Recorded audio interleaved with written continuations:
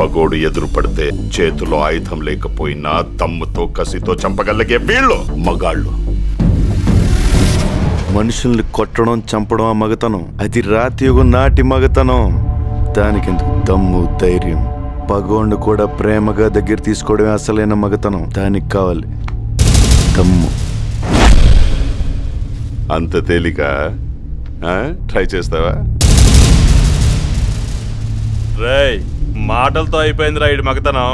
రమ్మంటే గుండె ధైర్యం రెండూ జారిపోయినరా. పగోడిని ప్రేమించాలని నువ్వు చెప్పిన మగతనం నేను ట్రై చేస్తా.